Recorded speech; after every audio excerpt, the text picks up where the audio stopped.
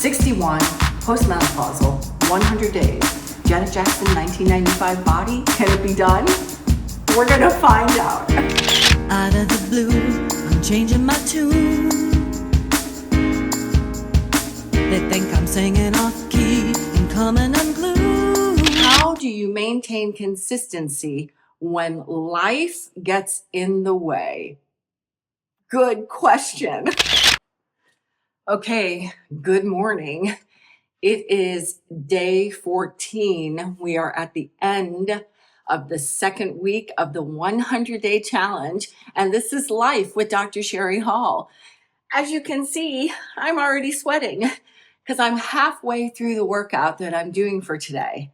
Why am I only halfway? Like normally I talk to you before I do the workout, then I do the workout, and then I show it to you, and then I come back and finish up and wrap up for what we did for the day. Well, interestingly enough, a question that came across my comments from one of my subscribers on the channel was, how do you maintain consistency when life gets in the way? Good question. I have had an absolutely crazy week. My work life has been so demanding. I've been doing back-to-back 10-hour days, and I have been basically exhausted at the end of each day. Yet, here I have committed to this beautiful plan that's been created for me, both with my meals and with my workouts, which prescribes daily commitment, daily movement, daily planning of my meals, daily showing up ready to do the plan in my effort to achieve the 1995 Janet Jackson body. Well, what happens when it doesn't go like that? I mean, honestly, by the time I get home from my 10-hour workday and I'm so exhausted, the last thing I want to do is do a full lower body workout. And truthfully, when you're over 60 and you're postmenopausal and there's a lot of things happening in your body, working out when you're extremely fatigued could lead to injury. And you guys know I'm all about safety and I don't want to get injured. So then I have to have a little discussion with myself and say, look, I have committed to the plan. I do want to do this on a daily basis and show up consistently, but what do I actually have the capacity to do today and to do it right and to do it well so that I don't hurt myself?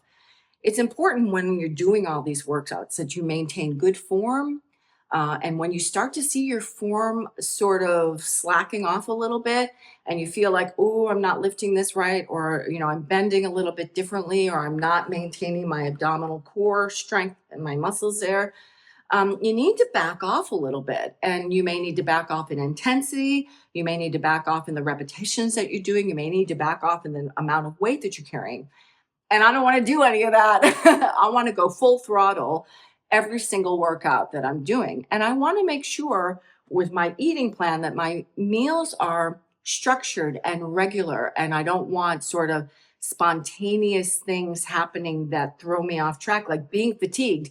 Being fatigued can be a reason to just shove anything in your mouth without being mindful and present in the moment. And I want to be present when I'm eating. So how do I answer that question? How do you maintain consistency in your plan when life gets in the way? And my life has definitely gotten in the way this week. But I love what I do and I love the work that I do. So it's all about compromise. It's all about flexibility. It's all about understanding what you can do, trying to at least do something, and then maybe having to move things around a little bit. And that's exactly what I had to do this week. So Friday, I had to work a full 10-hour day, and that's when I was supposed to do my big lower body workout, my second lower body workout for the week. Saturday is normally a rest day for me because I'm usually working on Saturday. And indeed I did. I worked another 10-hour shift on Saturday. And then Sunday is my upper body workout. So here we are on Sunday. It's the end of my second week, the day that I weigh and measure, and I've got 2 workouts to do because I wasn't able to get that Friday workout in, but I still need to get it in this week. What did I do on Friday? Well, I did some stretching. I did a little bit of walking. I moved my body around, so I still showed up. But essentially, I sort of moved my rest days around because there was no way that I had the capacity or the energy at 6:30 at night to start this big full body workout. Now, the truth is that when I was practicing as an anesthesiologist, and this is many years ago back in Florida, I used to hang out with this guy who was a real gym head, like no matter what. He was a surgeon, and it didn't matter what time of day or night it was, he was going to the gym. Now, while I dated him, now mind you, I was in my 30s, right? So we're talking almost 30 years ago. But no matter what time of day, no matter what time we finished in the operating room or the theater, we still went to the gym. It could have been 10 o'clock at night, it could have been 11 o'clock at night. And we still did a full workout, even though we were fatigued and we were tired and we'd just come off of a critical case in an operating room that we did in the middle of the night. But I was 30 years younger. There's the rub. I may not look 61. Well, maybe some of you think I am, look like I am, but I am. And that's good. I love the me that I am, but I need to acknowledge that what I could do when I was 30, like work out, a full workout in the middle of the night, is not going to happen when I'm 61. If I'd done a full body workout at, let's say, 7:30 at night when I came home, that would have taken me 45 minutes to complete the lower body or so. Then I would have had to shower. Then I have to, relax. And then I probably would have had something to eat, which would have been late at night. And I don't like eating late at night because I like to keep that 16-8 intermittent fasting schedule going on. And it would have thrown everything off. So for me, it was compromise and flexibility and understanding that life does get in the way. So if you're busy, if you've got other commitments that you have to do, don't give up on your current commitment. Just make some adjustments. Move things around in your schedule. Make sure that you're ready. You've had a good night's sleep. You're well hydrated and you're not fatigued when you do your workouts. And if you are, it doesn't mean that you can't show up that day. You're just going to show up differently. Do a different day on the plan. Switch things around a little bit. Do something a little bit more gentle, but still show up. And that's exactly what we've done. So, on that note, let's talk about my results from this week because, oh boy, things are moving and I'm so happy with the progression that I'm making. So, as you saw in the little video, things are looking better. I am down another kilo. So this morning was my weigh and measure. I got on the scale and I'm 85.6 kilos. And around the waist, I've measured 102 centimeters. So I'm down 1 more kilo and 1 more centimeter across the waist. At the end of week 2, I've officially lost 3 kilos and 4 centimeters around the waist. Now, I think that's pretty amazing. Some people may move faster and have faster results than me. Others may take a longer time. It depends on what exactly you're trying to do. I am trying to build muscle simultaneously while I'm trying to lose fat.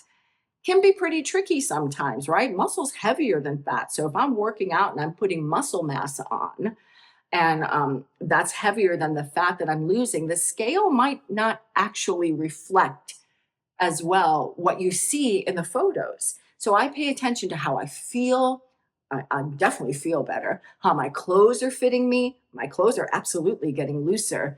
And how I'm kind of walking and the energy level I have when I'm going up and down the stairs. And I can tell I'm making some major shifts here. I feel strong when I'm standing up and getting up to do something. I feel that my posture is better. I feel I'm carrying myself, stronger. And I think that even though the scale might not be showing dramatic shifts, it's still over a kilo per week. I've been going for 2 solid weeks and I've lost 3 kilos. That's 1.5 kilos per week total. And that is right on target for me to get to my goal. And remember, the other day we talked about goals. And I know that my goal might seem a little bit unrealistic, but I'm going for it full throttle.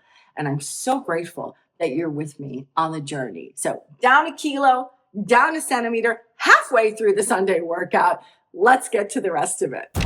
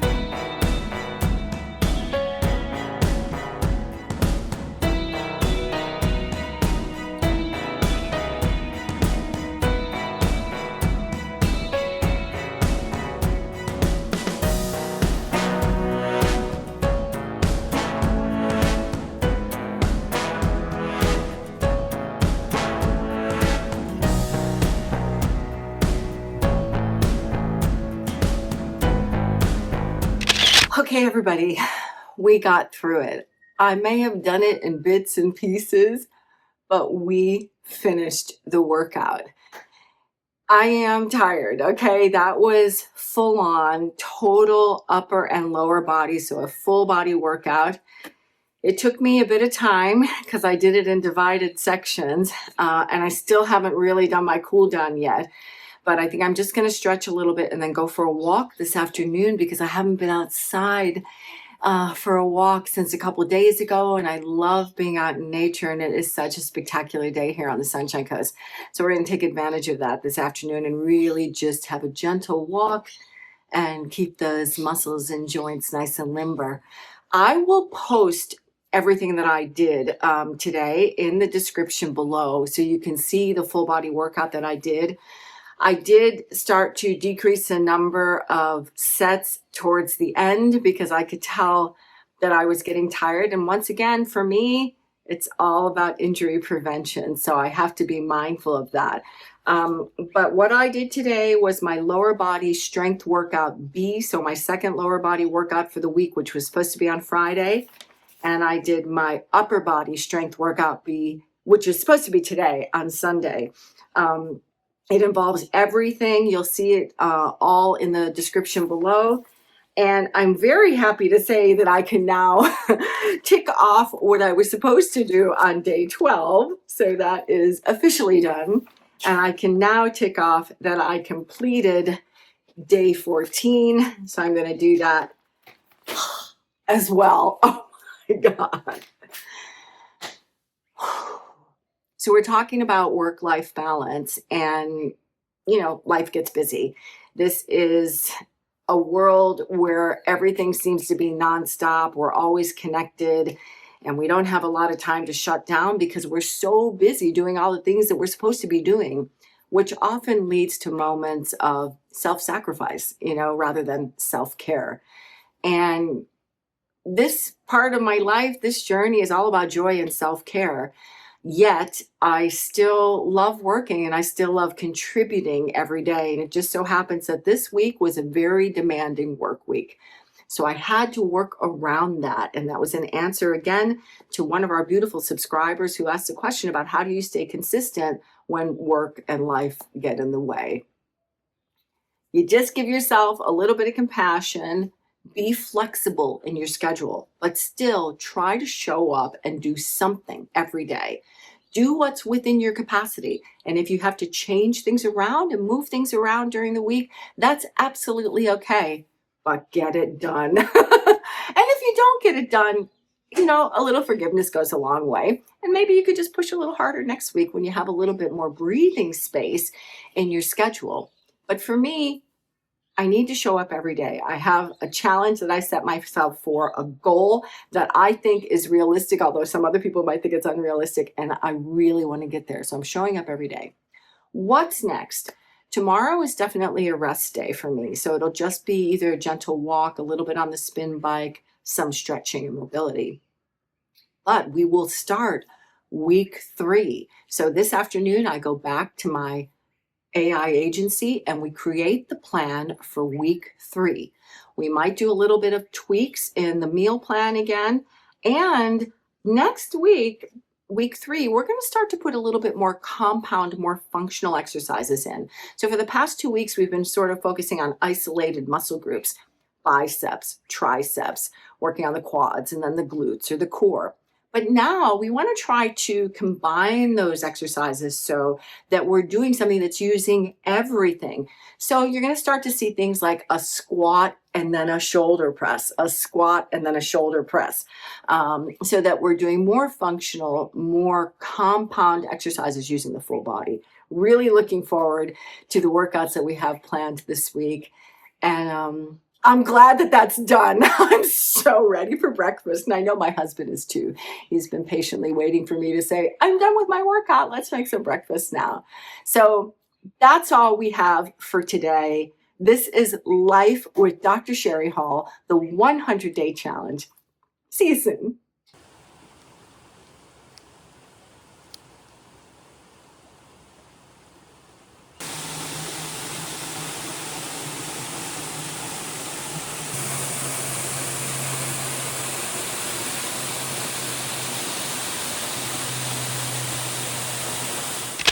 So, if you're enjoying what you're seeing so far and you'd like to continue on the journey with me, or perhaps you just need a little friendship or some inspiration or motivation as you start your own transformation journey, feel free to click the subscribe button below.